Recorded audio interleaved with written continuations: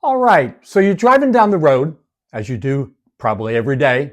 Where are you looking? Where are your eyes focused? Of course, that's sort of a no-brainer. Straight in front of you, right? Now, you glance to the left, you glance to the right, you look in that rear view mirror for, safety purposes, awareness, peripheral vision. But let's face it, if you're trying to drive and you're going to be safe and you're going to get there, you keep your eyes forward. Not a trick question. I'm not trying to insult you. It's a really important part of life. It's an important principle. And it's especially relevant to me because these last couple of weeks, my almost 15-year-old grandson, I've been taking him in a parking lot and teaching him how to drive. And I keep saying to him, listen, grandson, I call him son at times. I say, listen, son, eyes up, eyes forward. You're going to drive where you're looking. And I said, it's a very basic principle. And let me just tell you something right now. I've been driving for a long time, 55 years or whatever. And you never get promoted from this principle. Eyes up, head up, eyes forward, because you're going to drive where you're looking. And this is important for life. And now, by the way, just parenthetically, when it's time to get on the road, his mother and father are going to drive him there. I do the parking lot. So glad you're with me. I'm Brian, Faith Fit Psalms. I'm working on this playlist called Spiritual PEDs, not performance enhancing drugs, which, by the way, work for those super athletes, but they're illegal. I'm talking about Psalms or prophetic encouragements for the day. And I'm glad you're with me. Feel free to subscribe. If you like it, hit that like button and hit the button that alerts you to my other videos because I upload probably 2 a week, all about keeping you fit in your faith for the journey. And I've got other stuff on there, exercises with the Psalms, realities of heaven, turning the Psalms into prayer, and it goes on and on and on. So I'm happy to be with you. It's a basic principle I want to share with you today from the scriptures. We're going to be looking at Hebrews 11 and Hebrews 12. We're going to start with 12 and then go back to 11. And again, very basic, but oh, so important. And remember, you never get promoted from the basics. If anything, the clearer you are with your basics, easier your life, easier your driving, easier whatever, okay? So here we are in Hebrews chapter 12. And again, it's not a long principle, but it's an important principle. Chapter 12, Hebrews, New Living Translation. Therefore, now, of course, anytime you see the word therefore, you should wonder why it's there for. Good question. The chapter before, chapter 11, which you get to, is probably one of the most important chapters in the entire Bible. It's all about faith, the definition of faith, and all the people that have gone before us that have kept the faith, and as a result, they're now in eternity around the throne of God. And they have an assignment, I suppose, that you're going to see in a minute. Therefore, since we, you and me, are surrounded, did you know that? You don't have the spiritual eyes to see that, but believe me, if God would give you spiritual eyes right this second, and I pray that your eyes would be open to the revelation of the scripture, you'd see that we're surrounded, it says, by such a huge crowd of witnesses to this life of faith. Now we know faith, life of faith and the Christian walk has its moments, right? There's a bunch of uphills. We like the plateaus and we like the downhills when things are going our way, but there are a lot of uphills and that's okay. It's part of the process. He says, since we're surrounded by these huge crowd of witnesses to this life of faith, let's strip off, get rid of, just discard every weight that slows us down. And then goes on to say, especially the sin that so easily hinders our progress. Now, I ran the marathon, New York Marathon, a long time ago, when I turned 40, I was living up in Boston, but since I was born in Brooklyn, raised on Long Island, and educated in the Bronx, woo, that's that's 3 strikes against me. I decided when I turned 40 to run the New York Marathon. So I did it. I got my card, the thing you clip on your shirt, and had my name on it. And as I was running, hey, you get kind of out there, 21st mile, and you're like, whoa, I still got 10K to go or so. And but people started shouting, hey, Brian, go, man, go. I'm like, how do they know my name? Well, they're reading it. And the whole 26 miles was just lined with people. I've never met those people, but they were there to encourage us. And that's what we have in the spirit. We have, as we're running our marathon, we have this crowd surrounding us saying, you can do it, Brian. You can do it, whoever you are. Okay? Whether you're young, old, male, female, black, white, whatever. It's just, you're surrounded by encouragement. And so what do we do? When I got to that 21st mile, what I started, I was holding the water bottle. I was stripping things off because I'm like, I ain't carrying nothing I don't need. My body and my shirt and my sneakers and my shorts, of course. And that's all I'm going to cross that line over. So we strip off every encumbrance, every weight, and especially sin. Listen, if you got sin in your life, confess it quickly and you're forgiven.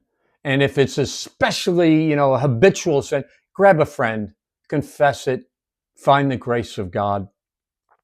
And what are some of the things as you're running the marathon that might be hindering you?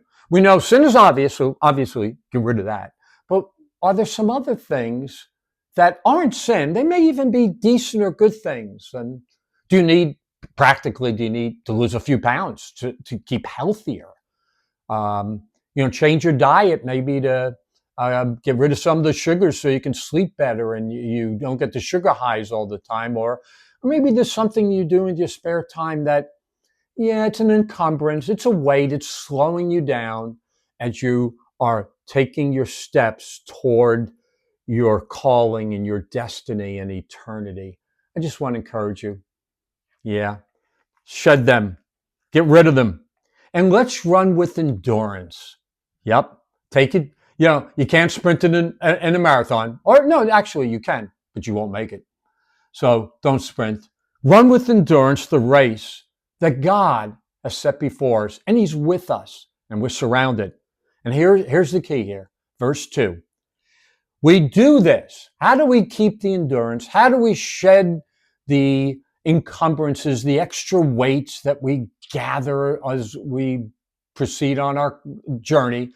How do we get rid of the sin? Here it is. Simple, basic.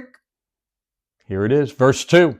We do this by keeping our eyes on Jesus. Son, I said to my grandson, eyes forward, heads forward. Keep your eyes on the road. How are we going to succeed? How are we going to do this? Fix your eyes on Jesus, because it says He's the author, the beginner, and the developer or the finisher of our faith. If you already have faith, He's doing the finishing. You may buy some furniture, strip it down, stain it, and then you put a finish on it.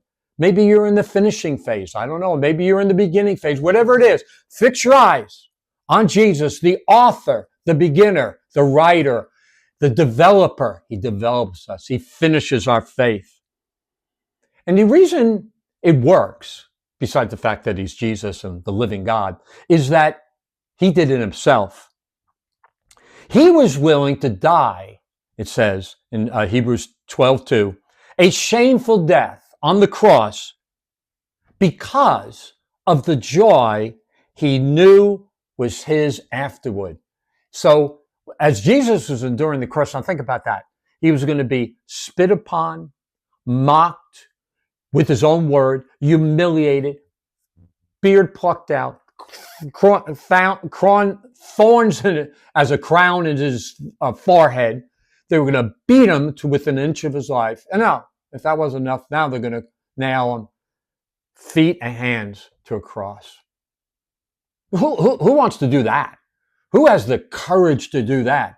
Well, he set his eyes on his Father and the future and heaven and the joy set before him. And you know who he saw? He saw you and he saw me.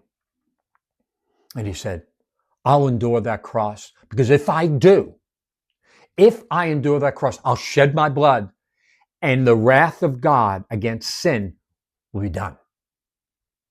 We've been ransomed, forgiven, and now everyone who believes in him and believes in that finished work has an audience, has a presence, has a glad welcome to the living God.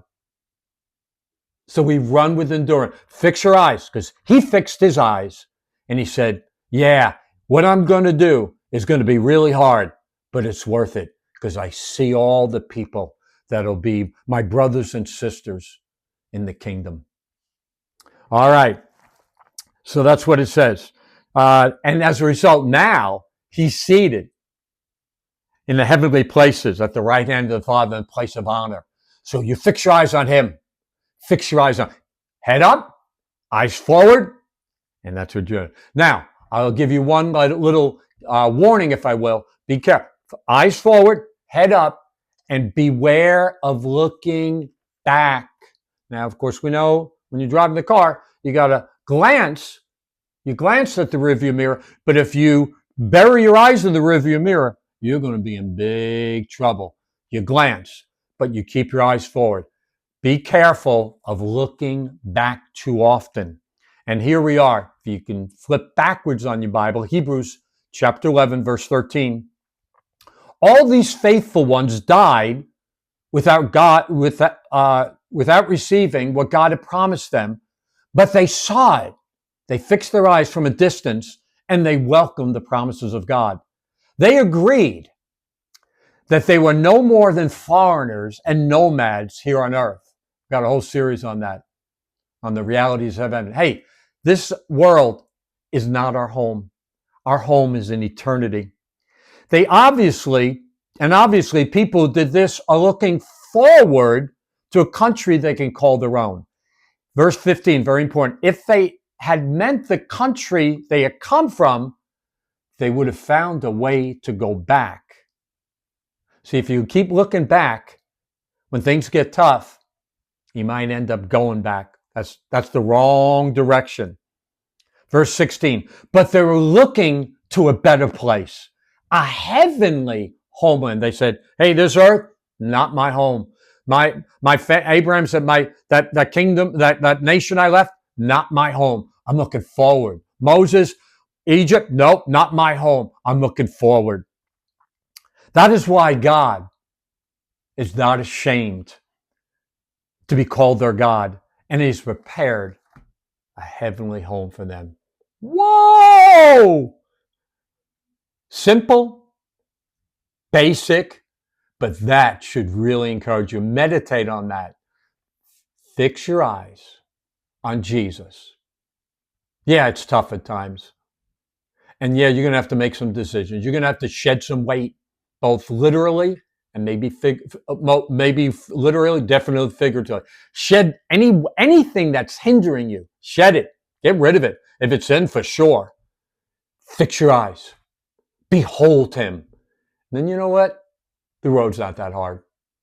Because what's set before you, that joy Jesus saw, you'll see that too. But if you start looking back, you might go back, and you don't want to do that. You've been called, you've been ransomed, you've been forgiven, and I hope that encourages your walk. And feel free to check out some of my other playlists. And I hope this has made a little difference in your life and boosted your faith, boosted your heart to keep on going. Peace out.